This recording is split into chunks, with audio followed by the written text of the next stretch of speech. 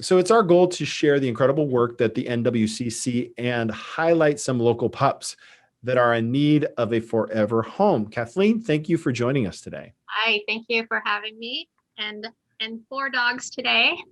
Super excited to share them with you.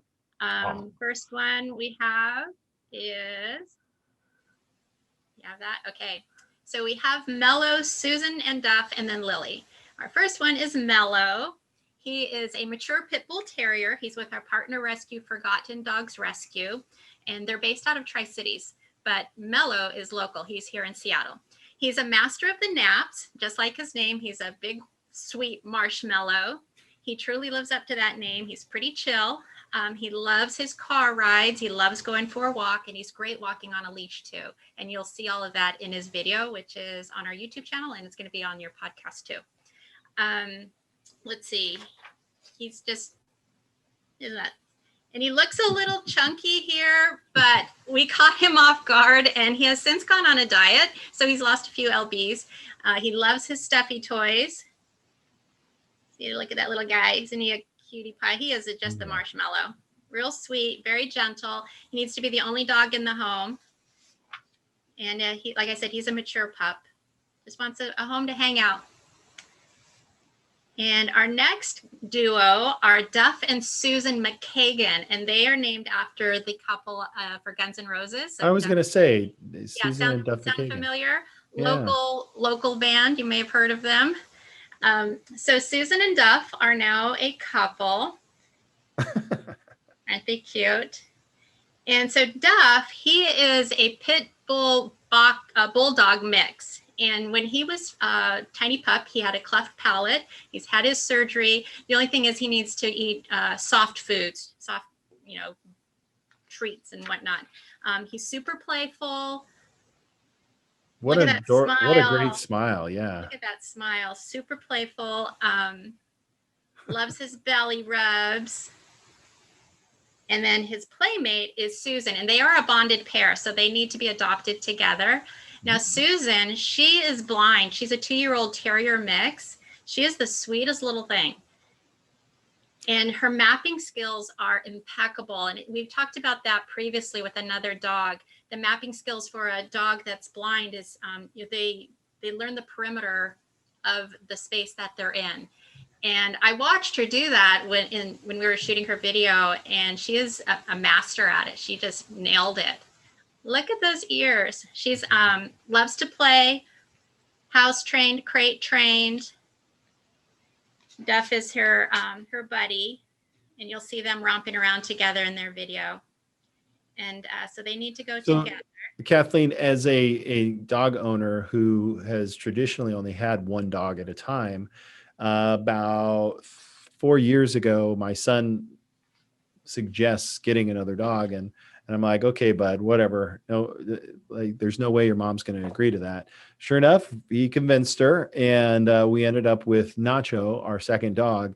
And what's really cool about that, and if people have just kind of been like, listen, I don't want to have a whole bunch of dogs, is the two that when they're hanging out together, they entertain each other, right? It's something that allows you maybe a little less maintenance because they can play together.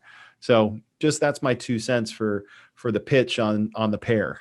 Well, I'll add a couple more pennies to that, and you're spot on, because we started off with one dog, which is Sabin. We'll talk about her in a little bit. When she was 2, we rescued a second dog, and you're right. They have a buddy. They entertain each other. So like you said, you can get your work done, but they also teach each other. So if you have one that maybe hasn't been socialized as much as the other, or needs some of that socialized learning how to play, how to be a dog, which was our case, one dog will teach the other dog how to be a dog. So that often happens too with rescue dogs. They may not have been socialized as much. And if you have a second dog, if they're compatible with the second dog, they really teach each other. It's amazing to watch too. And if you have one dog or 2 dogs, it's all the same. Yeah, it's true. Same messes. Same. You're feeding, fill one bowl, fill another bowl. It's all the same. So our third dog is a little, oh, by the way, Duff and Susan are with our partner rescue, Motley Zoo Animal Rescue. And really need to watch their video too. It's a music video. Nice. Rock band. Lily, this precious little pup. Oh my gosh, she is a sweetie. She's 5 years old. She's about 50 pounds. She's American Staffordshire mix, and she's with our partner rescue, Lucky Paws Rescue. It was really cold that day, so she has a little jacket on, but she does have some sensitivity concerns. So she likes to wear a weighted jacket or cuddle in a blanket, just like people when they're uncertain about their world around them and what's going on. She just likes that extra little cuddle. But she's just a doll. She loves activities. She was out at the agility course when we were recording her video.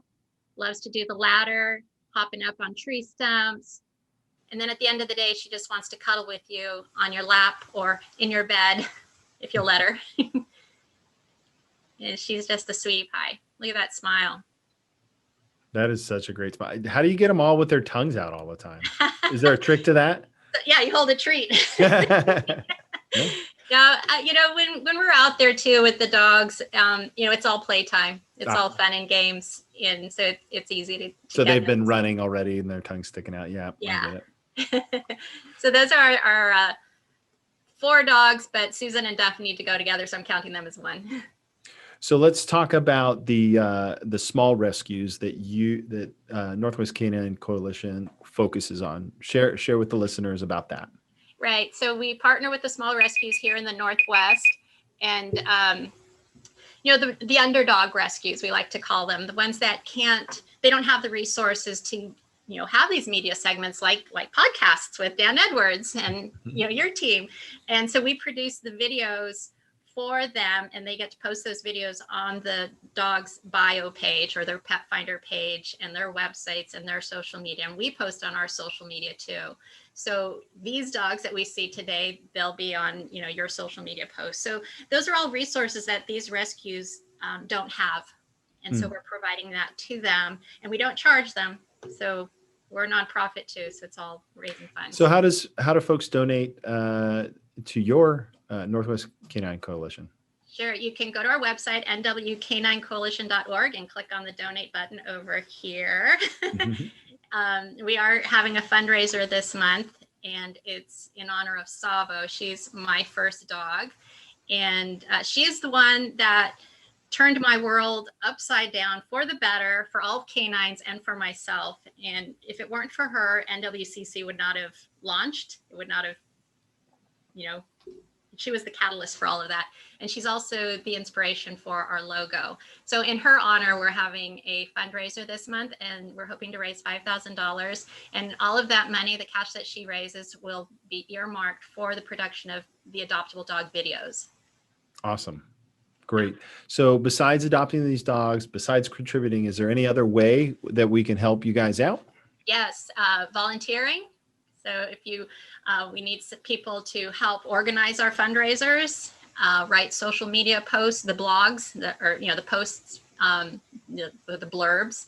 And if you would like to be a board member, we're looking to expand our board because we're going places. We're going big. Awesome. That's awesome. Yeah. A lot of dogs out there need homes, and we want to shine a light on all of them. And so we're building our team, videographers, editors. I'm sure we can find a spot for. Yeah. And I would say anybody out there that wants to get experience, this is a good way to get experience to put on your resume, and helping out a great cause. So, yeah. We have the equipment. We'll train. Like you said, if you're just, hey, it's something I've kind of been interested in, give me a call, shoot me an email. Plus, look at these pups. Come on. How could you say no to these adorable pups? And, like with Savo, she, I didn't grow up with dogs. I was afraid of dogs growing up. My husband had dogs, and so eventually we got one, and she filled a void in my life that I didn't even know was there. And so looking at these smiling faces, even if you can't adopt a dog, consider fostering a dog. And that will, be leaps and bounds for the dog to have that home environment experience until they get their forever home. Because they've all come from tough backgrounds. Gotcha. Well, again, thank you so much for coming on. We always appreciate your segment. I love looking at these dogs, and we will see you next month. Next month. Thank you for having us.